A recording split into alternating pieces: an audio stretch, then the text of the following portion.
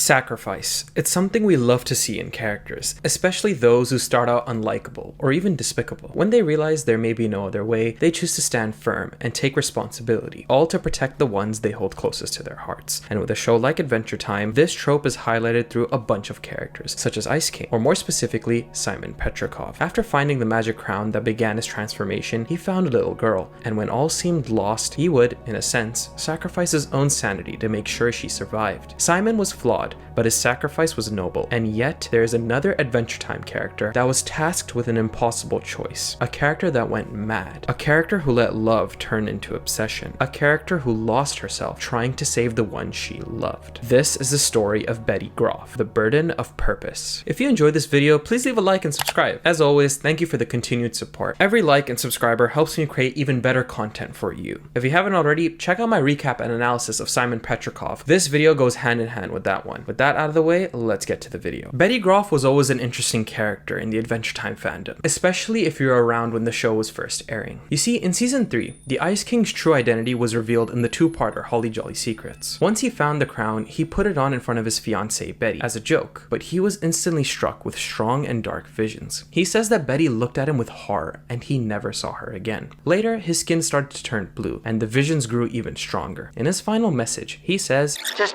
watch over me until I can find my way out of this labyrinth in my brain and regain my sanity. And then maybe, Betty, my princess, maybe you will love me again." Drama bomb! This one line, along with the portrait of Betty and Simon, spawned an infinite number of fan theories. The most popular one was that Betty was actually Princess Bubblegum. And real quick, before I continue, I would like to preface again that these are fan theories and fan speculations at the time season 3 of Adventure Time was airing. For some reason, people either don't listen or don't watch the full video. I explained a fan theory that Shoko was Finn's mom, something I explicitly stated was before we got the reveal in season 5. Yet, I still got a bunch of people explaining to me how she was Finn's past life, despite the entire video explaining that. To those of you who feel this insatiable need to comment unnecessarily, wow, you guys are really stupid. Anyway, back when this episode aired, people thought that Betty was Princess Bubblegum. Why? Well, since Simon in his message calls Betty his princess, and the fact that Ice King is so obsessed with Princess Bubblegum, people thought that the effects of the mushroom bomb caused Betty to morph into her, potentially even obscuring her memory. What supported this even more was how in Simon and Marcy, this pink gum passed on some chicken soup that Simon was desperately in need of, like Betty was helping him. I thought the theory was interesting, but I honestly had no idea if Betty would even be mentioned again in the show. Also, if you looked closer at the portrait of Simon and Betty, you could spot this weird creature creeping across the snow in the background. Even that one detail caused so much intrigue within the fan base. According to Adam Muto, the showrunner, this is a cryptid. A cryptid is like an animal or creature that people believe to exist, but there's no scientific proof. Kind of like Bigfoot. I think this was just the writers trying to add more mystery and an underlying feeling of eeriness. But finally, in season 5, Betty had made her first official appearance, an extremely notable one at that. After Ice King turned back into Simon briefly because of some wizard, he opened a portal to the past to apologize to Betty for going crazy. In the past, we see her running away from Simon as he goes crazy with the crown, before she begins to weep, but then she witnesses a portal open up in front of her. Simon in the future apologizes to her for going crazy, and even tells her that after he put on the crown, he never saw her again. But where would I go without you? I'll never know. Here's the funny part. As the portal is about to close, an idea pops into Betty's head, and she realizes why she disappeared. Simon, I know who I'm leaving you for. Who? You, dum-dum! And so she enters the past. Mistakenly, in my previous video, I said this was a paradox, but that isn't the correct terminology. A paradox would suggest that her coming to the future contradicts past events. It doesn't. She disappeared in the past because she entered the future. Betty arrives to find Simon frail and weak. He explains that the crown stopped his aging, and without its power, he's slowly withering away. She promises to fix the crown by dealing with Bella Noche first, and then figuring out how to reverse the crown's magic. Simon is adamantly against this plan, and asks the others to stop her, but they don't. She sets off toward Bella Noche while Simon hangs on to the magic carpet. He pleads with her to stop, saying he hates living as the Ice King, but she insists he let her try. Simon replies, If I don't let her try, then what am I? What am us? What? a line that ties deeply into the theme of sacrifice, especially when it comes to love. Betty arrives on the battlefield and without hesitation does this. Now then, wait. Surprise! ranch. After Bella Noche is defeated, Simon reverts to the Ice King. In the final scene, we see him chatting up Muscle Princess after kidnapping her, while Betty watches silently. Although this is very brief, I feel like the look that she gives can be interpreted as something deeper. Now, obviously she's upset that Simon is no longer himself. More than that though, this is the first time Betty is seeing the full effects of the crown. It didn't just change Simon, it erased him. He's become this horny lunatic who kidnaps princesses. She knew the crown made him crazy, but to actually see his personality morph into this must have instilled at least some portion of regret within her. Before her next big appearance, Betty briefly makes a cameo in the episode Jake the Brick. This is an episode that definitely deserves an analysis of its own. Let me know if you guys want that down below. Her cameo here isn't much, but it was the writers signaling to us that they haven't forgotten about her, and that she is working in the shadows to figure out a way to bring Simon back. As a kid, that small cameo got me so hyped. After all, it had been almost an entire season since we last saw her, and we finally see what she's been cooking in the episode You Forgot Your Floaties. After Glop dies in Astral Plane, his helmet comes crashing down to Earth. Finn and Jake try to intercept it, but are beaten to it by Betty. That's when we get this funny line. Is that Betty? Betty's dead. Disappeared doesn't always mean dead. Facts. She then heads off to Magic Man's house, and we learn that she's trying to find the source of what controls magic. She hung out with several magic users, who all display 3 core elements: magic, madness, and sadness. Studying these symptoms could lead me to their underlying cause, and then I'll control the forces that hold sway over Simon. What Magic Man says to her next is very important. I see. You see what? The coconut crab who swims in your neighbor's pool at night. Maybe Simon's in there too. Who else holds their breath in there, Betty? I dive deeper into this analogy in my Magic Man video, which also complements this one. Please go watch that if you haven't already, but I'll try not to rehash everything from that video. Keyword, try. Magic Man wants to turn into the new Glob using Glob's helmet, and needs Betty's human DNA to do so. After performing this transfer, Betty experiences a weird vision, reliving a memory of Magic Man, the one memory that essentially defines him. In the past, Mars was attacked by Golb, a malevolent deity who inhabits an unknown dimension, and took Magic Man's wife, Margles. In his grief, he created a defense system that resembles her to install on Olympus Mons to stop Golb from ever coming back. Naturally, his feelings for his real wife got in the way, leading the defense system to fall off. Magic Man's glob transformation has gone wrong, and so, when they snap back to reality, we find that Betty has been given Magic Man's powers. She says, I see a crab emerging from a dark pool. Oh yeah? What does the crab say? Simon's voice here is muted, but you can tell that he's stating the episode's name. You forgot your floaties.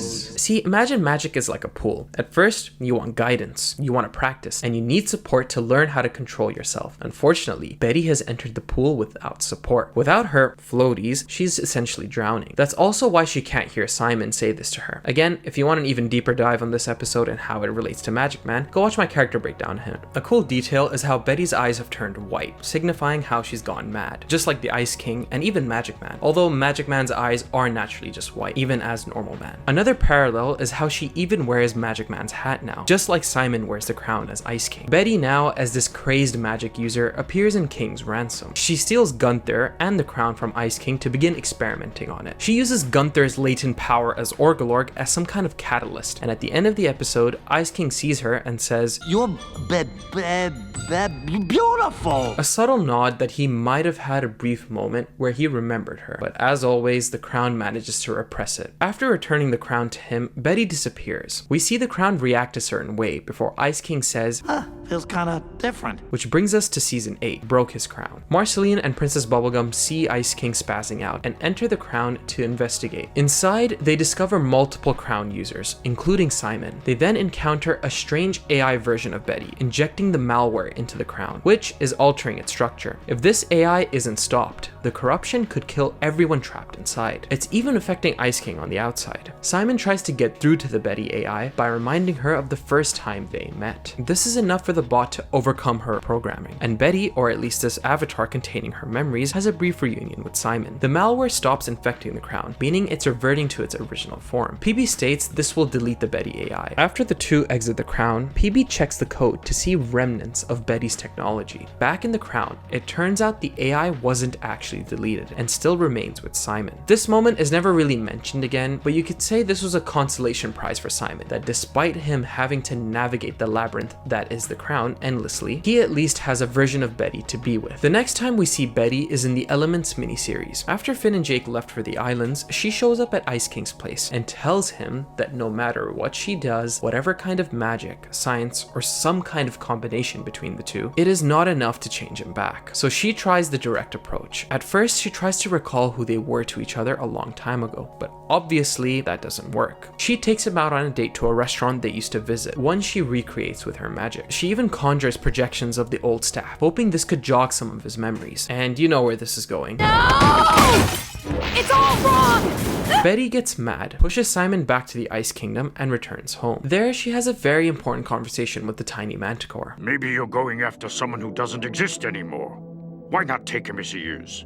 After all, you've been through a lot of changes yourself. I've always loved that line. It reminds me of what Jeff said to Annie at the end of Community Season 1. Do you try to evolve?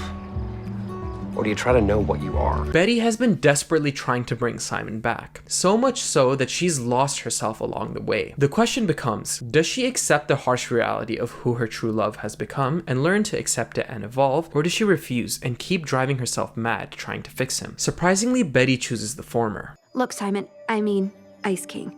Yeah, who's this Simon guy you keep yakking about? He's somebody I knew a long time ago. That's when she tries to cheer him up using her magic, and it really seems like she's having fun too. But then, Patience shows up, kidnaps her to use her as a power source for her elemental plan, resulting in the Land of Oo mutating into 4 different elements. Eventually, Finn and Jake rescue Betty, and she tells them that she needs the Enchiridion, as well as the crown jewels of PB, Slime Princess, and Flame Princess. After Finn retrieves them, Betty pulls a classic double cross and ditches him. I've been betrayed.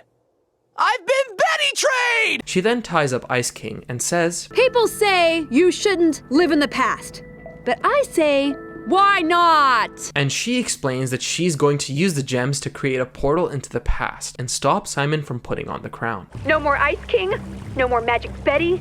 Maybe I can even stop the mushroom war. One could argue that perhaps if Patience never interrupted Betty and Ice King after she tried to accept him for who he was, then maybe she could have learned to love this new version of him. But in this scene, she says, I thought I could do it, but I can't. Being with you is like looking at my old life through a funhouse mirror. And so she chose the second option in the end, to continue to drive herself crazy, even if it means ruining the lives of everyone around her. After all, time travel isn't so simple, and will have massive repercussions in the future. As the portal gets ready, Ice King states, Lady, this Simon sounds cool, but I'm Ice King, and I am worthy of respect. and he sabotages the process. She is then teleported to Mars, only to be greeted by a normal man. Up here. You really donked up. Judgment cometh. We now arrive at possibly the most important episode when it comes to Betty's character, Temple of Mars. Finn and Jermaine arrive on Mars because Jake's stranded somewhere in space. That's when they come across Betty, who is atoning for her sins in Oo by filling in a hole with sand, 1 grain at a time. Deserved. Kingman then tells the 3 of them to go inside this mind maze to locate a space capsule that can locate Jake. He tells Betty to go along with them in hopes she learns a valuable lesson. In the first trial, the trio come across this lake with a bunch of these frogs. One of them looks like Fern, referencing Finn's unresolved conflict with him, but the rest have Ice King's crown. Finn warns them not to look at them, otherwise they're gonna get pissed. Betty, of course, zones out and looks at all of them, unleashing mayhem. This trial represents Betty's frustration every time she sees Ice King. The more she looks at him, the angrier she gets. I like how there's just a black void beyond the lake, symbolizing Betty's isolation. The next trial has Betty correcting the errors in a really complicated math formula. The ice block that they're on has a bunch of these books sprawled around, representing Betty's smarts and her education in her previous life. She starts correcting the calculations, but Finn notices them reverting back to their original state. He then hears the ice thing laughing atop this perch. The ice thing being present here always interested me. We've seen it appear in the episodes that show the Land of Oo 1,000 years later, and for a long time, fans thought that this was what Ice King would eventually become. We later learn that this is Gunther after he puts on the crown in the finale. Finn tells Betty, He's changing the dang numbers around! He's changing. Oh no. The complicated math problem represents the crown that Betty continues to try and fix, but always fails. Every time she tries, it always ends the same way. The crown structure continues to change and adapt. In other words, you can't f***ing fix him, Betty. That's probably also why the ice thing is there, because it's literally just the crown. After Finn crashes through the chalkboard, we witness one final trial. We see a flashback of Betty telling her friend about a 6-month trip to Australia for research. That's me. Adoy. Betty explains that she never took the trip because she met Simon the next day. She fell in love with him and put everything on hold to help him search for the Enchiridion. Germaine then explains that perhaps she should start focusing on herself more, and that's when she says a very important line. Can I, though?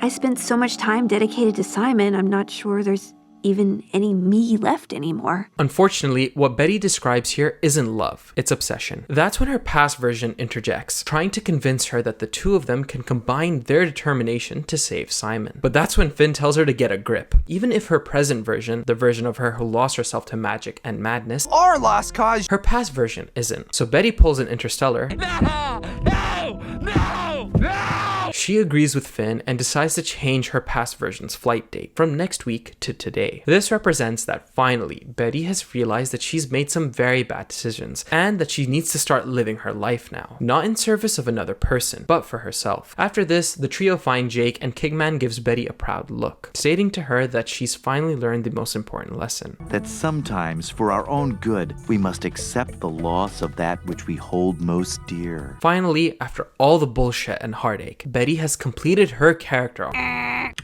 I beg your pardon? I've learned that I just gotta work even harder to get it back. I beg your goddamn pardon? So Betty tells him that she has now come up with a plan to save Simon and to also save Margles from Golb. Keep an eye on this one, He's a bit of a loony. What? Where do? In the finale, Betty and Kingman summon Golb to Oo, where Betty attempts to harness his power to restore Simon. Kingman then prompts Ice King to speak to her, hoping he can get through to her. At first, it seems to work when he begins singing a song that reminds her of him, but the moment shatters when he follows it up with, Oh, Fionna. Betty lashes out at him, and her anger causes them to be swallowed by Golb. Finn rushes in to save them, but gets trapped too. Golb begins to digest them, which in turn reverts them back to their original forms. Betty and Simon hug and accept that this is the end of everything. As Simon tries to comfort Finn, Betty notices that the crown has reverted back to its true wishing form. When Golb's body opens up, Simon tries to take Betty with, but she stays behind. She says that Golb is going to destroy Oo if he isn't banished, and so she's going to wish him away. She apologizes to Simon for everything she has done, a parallel to what Simon did to her previously, and pushes the two out. What we see next is arguably the most terrifying scene in all of Adventure Time. I wish to banish Golb from this world.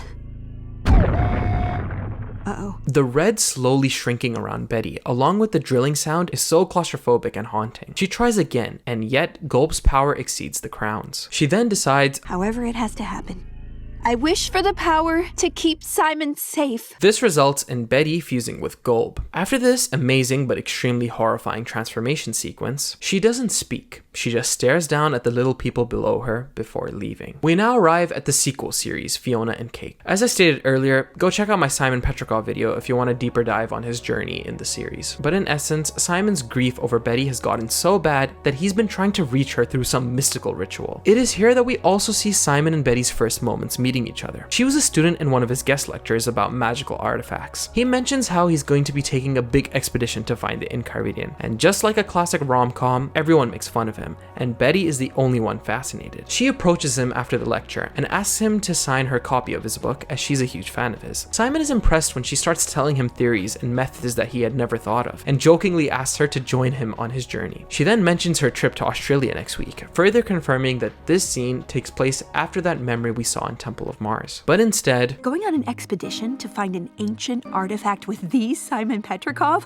That is a once-in-a-lifetime opportunity. So yes, I'll go with you! And she calls off her trip. We do see brief glimpses of their expedition. In fact, in one scene, they come across these rocky terrains that have snakes lurking underneath. Simon uses a stick, stating, The rod is slow but dependable. but what does Betty do? She starts charging in boldly. I believe this scene alone summarizes the entirety of both Simon and Betty's characters. Simon is calm and calculated, while Betty tends to improvise and think on her feet. She can be impulsive, as shown when she traveled to the future to confront Bella Noche, tried to time travel during the Elements miniseries, pushed Simon and Finn out of Golb to wish him away, and even agreed to take this trip with him in the first place. She wasn't impulsive all the time, but in her defining moments, she definitely was. After returning from their journey with the Enchiridion, the press is ready to interview and take photos of them. Betty then says she doesn't want to take his moment. He responds, But I wouldn't have found it without your help. And besides that, you're Yes? And he cowers out of telling her his feelings before the two say goodbye. Later, Simon checks out a book she borrowed and finds a note from her. I've been replaying every moment we've shared together, and I think we had something special.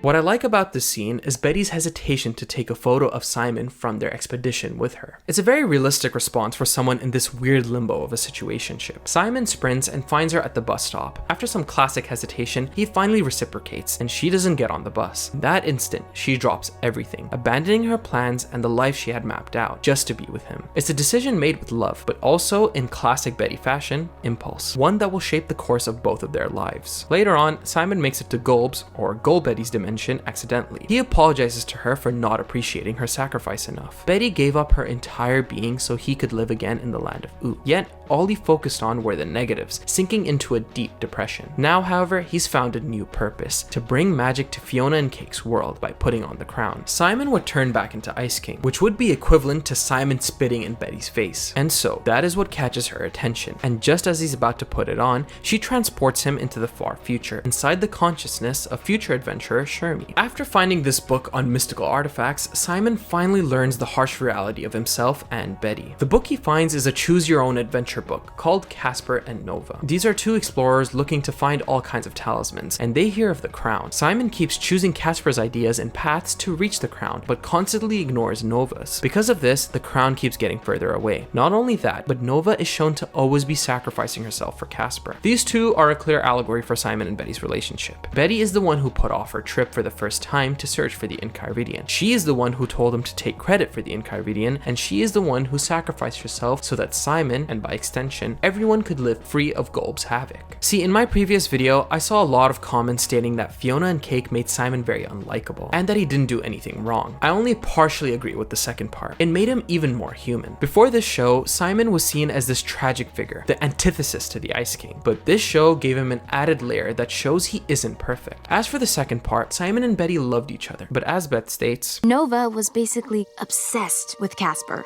I thought they were in love. They were, but it wasn't exactly on equal footing. I guess that's not Casper's fault, per se. Yeah, it isn't Simon's fault that their love wasn't equal, but as Simon states, he could have noticed that she was sacrificing over and over. The harsh truth is that it really isn't anyone's fault. This is supported even more in the next scene. After Simon has his epiphany, he witnesses the same memory from back at the bus stop, but everything is tinted in red. This time, Simon decides to get on the bus with her. Unfortunately though, you can't just change the past. This isn't how it happened.